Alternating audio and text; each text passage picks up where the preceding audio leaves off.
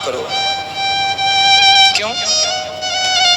क्योंकि गाली देना उसके संस्कार हो सकते हैं, इसलिए वो दे रहा है। अब आप कांटों से बोलो कि सुनो तुम चुभना छोड़ दो, आप कांटों से कहो कि कांटे तुम चुभना छोड़ दो, तो क्या कांटे कभी चुभना छोड़ सकते हैं? कुछ लोग अपना स्वभाव नहीं छोड़ सकते। नीम से कहो कि ऐ नीम तुम मीठी हो जाओ, गन्ने से कहो ऐ गन्ना तुम कड़वा हो जाओ, तो क्या गन्ना, क्या नीम, क्या कांटा अपना स्वभाव छोड़ सकते हैं? ये इनका संस्कार है। नीम का संस्कार है कड़वाहट, गन्ने का संस्कार है मिठास, कांटे का संस्कार है चुभना। ऐसी कुछ लोगों के संस्कार होते हैं जो आपको गालियां देते हैं, जो आपका अहित चाहते हैं, जो आपके बारे में बुरा सोचते हैं, जबकि आपने उनके बारे में कुछ बुरा नहीं कहा, ना बुरा सोचा, ना बुरा किया, पर वो आपके बारे में बुरा चाहते हैं, सोचते हैं। तो वो उनका स्वभाव है, इसलिए उनके स्वभाव से आपको दुखी नहीं होना चाहिए।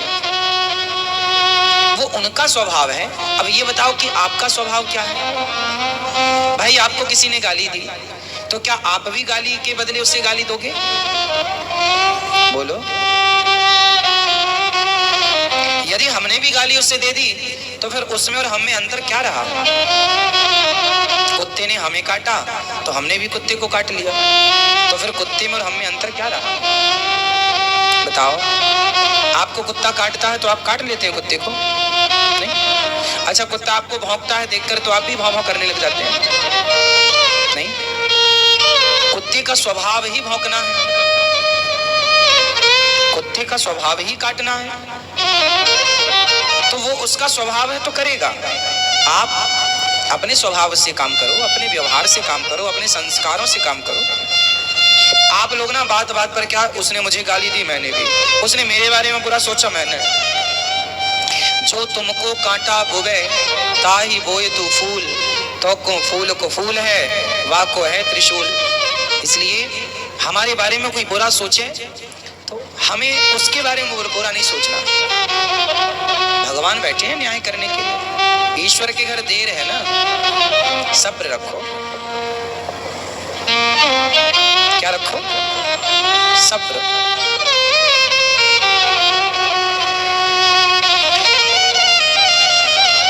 हमारा जीवन कुछ ऐसा है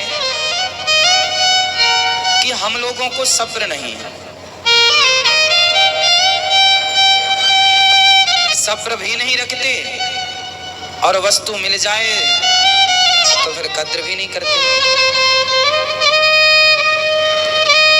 माता सती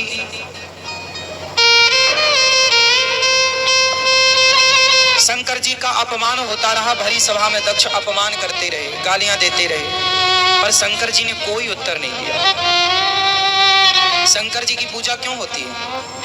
आप लोग ना देवी देवताओं की पूजा तो करते हैं बट कुछ सीखते नहीं। हम लोगों के यहाँ ना पूजा का मतलब है सबक।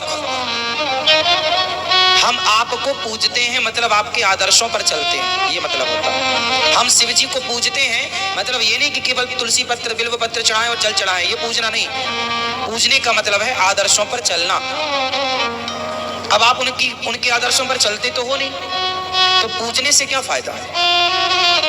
राम के आदर्शों पर चलते तो हो नहीं, तो राम को पूजने से क्या फायदा? पूजने से काम ना होगा, आदर्शों पर चलना पड़ेगा। राम सत्यवादी थे तो आपको सत्यवादी बनना पड़ेगा, तब तो राम को पूजने का मतलब है। वरना राम को पूज रहे हैं आप और झूठ बोल रहे हैं, तो पूजा करने से राम खुश हो जाएंगे? बोलो झूठ, करो छल, करो कपट, करो निंदा और राम की पूजा करो। तो राम का स्वभाव उतारो साहब, काम पूजा करने से ना होगा। आप लोगों का ना आज के युग में 90% लोग गलत राह पर चल रहे हैं। पूजा का मतलब उन्हें लगता है जल चढ़ाना, उन्हें लगता है कि तुलसी और बिल्व पत्र चढ़ाना पूजा है। अच्छा बताओ, शंकर जी पर बिल्व पत्र चढ़ाना और राम जी पर तुलसी चढ़ाना ये सबसे बड़ी पूजा है, या जीवन में सत्य बोलना सबसे बड़ी पूजा है? अब आपसे सवाल, क्या तुलसी चढ़ाने वाले लोग, क्या बिल्वपत्र चढ़ाने वाले लोग क्या सच बोल रहे हैं? यदि बोल रहे हैं तो मैं उनको प्रणाम करता हूं, और नहीं बोल रहे हैं तो प्रार्थना करता हूं कि सबसे बड़ी पूजा तुलसी और बिल्वपत्र नहीं, सत्य बोलना है। रियलिटी क्या है वो समझो ना। फॉर्मेलिटी पे क्यों जाते हो? औपचारिकताएं क्यों तुम्हें पसंद है? आज बहुत लोग केवल औपचारिकताएं करना चाहते हैं। राम के आदर्शों पर चलना पड़ेगा। आज तुम भाई भाई में नफरत करते हो, छल भरा है तुम्हारा भाई के प्रति, और तुम राम की पूजा करते हो। तो राम पूजा करने से मिलते तो आज तक तुम करते ही आए हो पूजा, मिल गए होते। इसलिए पूजा का मतलब समझो, पूजा का मतलब है उनके आदर्शों पर चलना, उनके बताए रास्ते को फॉलो करना। भगवान शंकर क्या पीते हैं?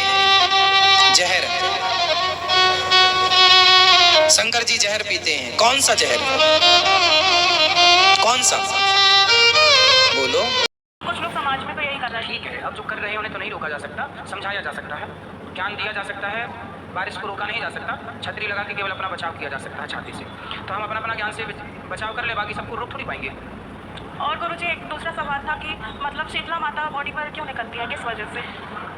माता जी क्यों निकलती हैं? ठीक है भी, माता जी का भाव है, क्योंकि विष्णु हो ललिता सहस्त्र नाम में आदि व्याधि को भी माँ भगवती कहा गया है। मतलब जो रोग होते हैं ना, इन रोगों को भी, जैसे पहले के ज़माने में क्या गांव बीमारियों से ख़त्म हो जाती थी। पूरे गांव में एक बहुत बड़ी बीमारी कोई आ जाती थी, पूरा गांव, जैसे वो कुछ कहते थे पुरानी भाषा में, क्या कहते थे आपको याद है कुछ?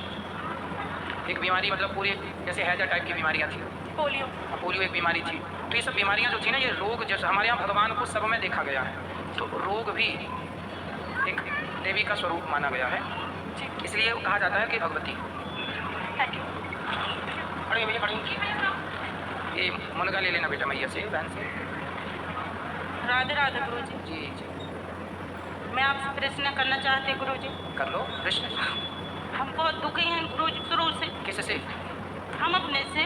तो खुद से ही दुखी हो? हाँ गुरुजी। आपको कोई दुखी करता नहीं है? भगवान जाने, जब शादी हुई हम 10 साल भर पति के साथ रहे, 25 साल हो गए ख़त्म है हमारे पति को। 2 बच्ची है, 1 बच्चा है, सबकी शादी हो गई गुरुजी, लेकिन हम परेशान हैं। हमको अच्छा नहीं लगता है, ऐसा लगता है कि हम इस दुनिया से अब रहना नहीं चाहते गुरुजी। तो बेटी और बेटे का ब्याह हो गया? हाँ गुरुजी। अब आप अपना मन भगवान में लगा लो और भगवान की सेवा किया करो। अब देखो सबसे मन हटा लो, अपने आप अच्छा लगने लग जाएगा। गुरुजी हमको घर में भी अच्छा नहीं लगता है। तो फिर क्या विचार है आपका? क्या आपको अच्छा कैसे लगेगा बताइए? आप बताएं गुरुजी। हम बता रहे हैं ना, क्या मन भगवान में लगाइए, जैसे मीराबाई का मन भगवान में लगा था। हाँ। ऐसे पूर्ण रूप से समर्पण भगवान के चरणों में कर दीजिए, सब अच्छा होगा। ठीक है गुरुजी। राधे राधे। जी।